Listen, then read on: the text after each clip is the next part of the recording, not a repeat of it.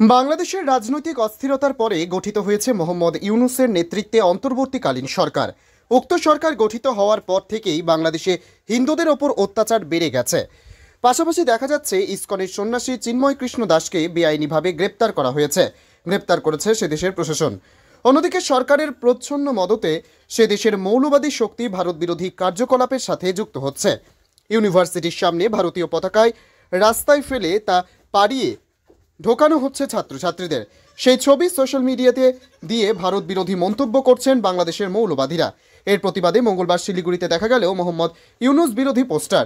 সেই পোস্টারে লেখা রয়েছে, এই ছবিতে থুতু ফেলুন এবং আমার মুখে জুতো মারুন।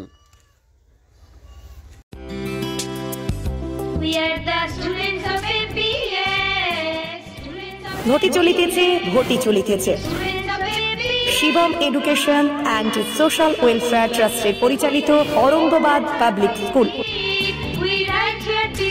এটি একটি বাংলা মাধ্যম আবাসিক অনাবাসিক শিক্ষা প্রতিষ্ঠান।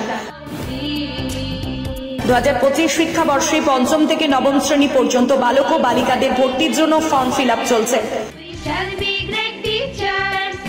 ফর্ম পূরণের শেষ তারিখ 22 অক্টোবর 2024। ভর্তির পরীক্ষা 27 অক্টোবর 2024 রবিবার দুপুর 12টা। অরঙ্গাবাদ পাবলিক স্কুলের জঙ্গিপুর শাখা,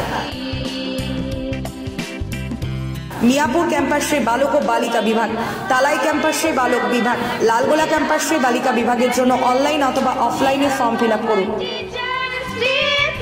স্কুলের বিষয়ে বিস্তারিত জানতে ফোন করুন 7501593336 বা 8617369044 9593494785 8926686155।